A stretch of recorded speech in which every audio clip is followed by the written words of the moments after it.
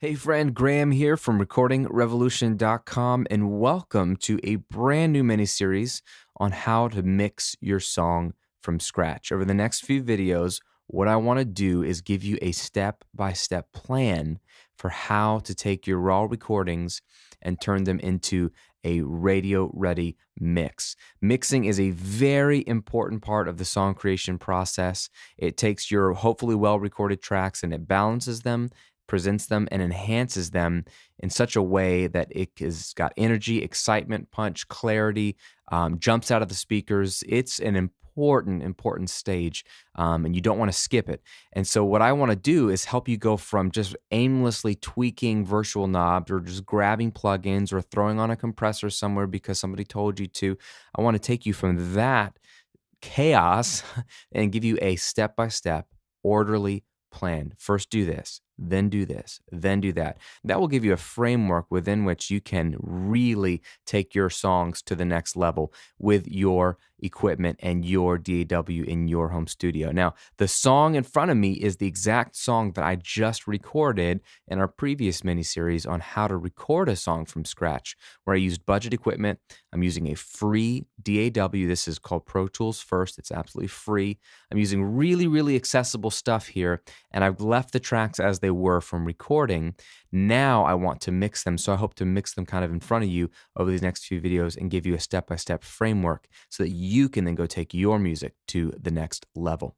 Now, the very first step, and the step we're going to talk about today, is called the static mix. This is the most important step in mixing because if you skip this, you're backing yourself into a corner. It makes mixing a lot harder and you're undoing all your hard work. If you get this step right, it makes all the other steps much easier and your mix will sound better, sound less processed, more natural, more musical, and it's more fun. And what this step simply involves is creating literally what it sounds like, a static mix that's just a balance, meaning there's no automation happening, there's nothing moving, there's no processing, it's just balancing the volume faders over here, okay? We're also going to play with the pan knobs and get a stereo balance there as well. But the goal is to pretend like you have no effects, you have no plugins, there's nothing you can do to make this mix sound good other than balance it, get the right volume and pan. This is so important because many times I have found myself looking for a plugin to put on a track to make it sound fuller and fatter when all I needed to do was grab the volume fader and turn it up. Volume is a huge part of how we perceive audio. So if you get the volume right, the rest of the process will come together much quicker. So here's what I'm going to do. I'm going to start from scratch. I've got all the volume all the way up at 0, as if you got a song to mix from somebody, the faders would look like this. They're all the same volume, the pan knob all the way up the middle. And it's going to be a loud, obnoxious mess if I press play. So what I'm going to do is pull the volume faders all the way down and then press play. And then I will start balancing the track in front of you. I'll pick volumes for everything, pick some pan positions for just about everything. And then I'll walk you through what I just did and we'll talk through how this was strategic. So for now, just watch and we'll take it from there.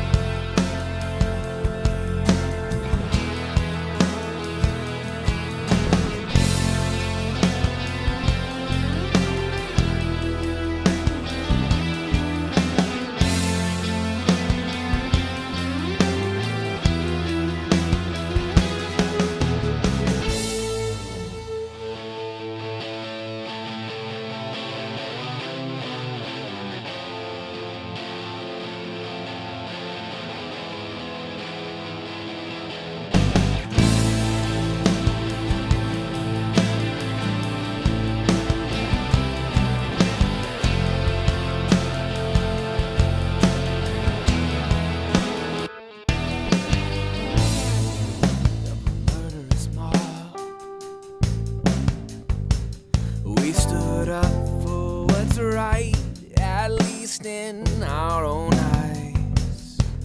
Never stop to consider what a mess we've become. Throwing out what is wise for what feels good at that time. Now I see the answer all too clear. I'm not spending the rest of my life holding on to what I've done. I won't carry the weight of my crimes, yeah. I just bury it. I won't put out the fire tonight. I light it up and let it burn. I won't silence the truth in a night. Burn, I won't silence. Holding on to what I've done. I won't carry the weight of my crimes, yeah. I just bury it. I won't put out the fire tonight. I light it up and let it burn. I won't silence the truth in a night, yeah. All right, so if I were doing this for real, I would probably loop this song 4 or 5 times so it plays through all by itself, and I would continually readjust these faders and the pan pots. I would just find that maybe the volume works on that vocal for half the song, but the other half of the song is too loud or too quiet, or vice versa with a guitar or a bass. And you will never find the volume position where the track is perfect 100% of the time. But your goal is to find what volume position on this fader and what pan position is perfect for this track 85% of the time. That's usually a number I shoot for, because we can always use something called automation later to really address the dynamic and the flow of the song a little bit. Nothing is 100% static, but what we want to do is basically create a balance so that we can hear everything. It sounds good against each other. There's a good balance of it. And the other thing I'm looking for is, if you noticed over here on my master fader, I'm constantly looking at what is this volume. I really don't want to have a really loud mix over here where I'm getting close to 0 on the top of the fader, because what that does is it just sort of crunches up your mix against digital clipping. And it's never going to sound great, and there's no need to do that. So I want to make sure that I leave plenty of what we call headroom, which is space between the top peak and 0. So if you look at the loudest part of my song, won't put out the fire tonight. I light it up and let it burn. Won't silence the truth in a night, yeah. I won't bury it. Oh. So, you're looking at 5, it peaks at maybe -5. So that means I've got 5 dB, 5 to 6 dB of headroom, and that is plenty. That's great. So that's kind of what I'm looking for, is to try to keep some space up there with my static mix. I don't want it to be really, really loud or crunched. And now what I have is hopefully a balance that feels right. You should be able to feel the song coming together in a way that you're like, yeah, I like it. I can hear everything. I'm jiving with it. Your head should be bobbing. There's something called the head bob test, which is an unofficial thing that you genuinely start to feel like, man, this is coming together. That's a good sign when your head is bobbing and you're digging the song and feeling everything, and you haven't inserted a single effect yet. If you look at what I have here up at the top, if you don't know, this is my virtual amps for all the guitars, okay? So these were from the recording, virtual amps, and some tape delay that I'm using on the guitars. And then these are my virtual instruments. So those aren't really effects as much as those are the instruments. But there should be no other any plugins. It should sound good without them. And you should hear everything balanced without them. And like I said, I'll spend 30 minutes to an hour looping these songs over and over again while I balance them until it feels really, really good. And then we have a good static mix.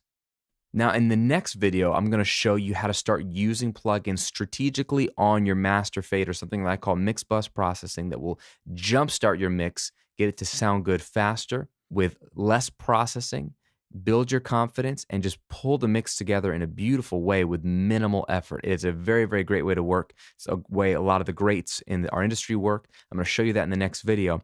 But before you go, I want to give you something that's really, really going to help you. I've put together an entire guide on how to produce your music in the home studio so that it sounds radio ready. It's called my 6 Steps to a Radio Ready Song. And this guide walks you through all 6 aspects of making a record. The one step is recording, and we did that in the previous mini-series. One step is mixing. We're going to be doing that here. But those are just 2 of the 6 steps, and you don't want to miss any one of them. This is an absolutely free guide. It's packed with tons of tips and tricks and methods and applicable stuff you can use right now to take your song idea, and get it to be a radio-worthy sounding track that you can release to the world, share with your friends, feel very proud of, and it's absolutely free. Just go to radioreadyguide.com. I'm going to put the link here in the video. If you haven't gotten it already, go download it right away. It's a free PDF that will really, really help you out, and it'll be a good companion to this mixing portion of the process. So go to radioreadyguide.com. Get that going, and I will see you on video 2 of our Mixing a Song from Scratch series.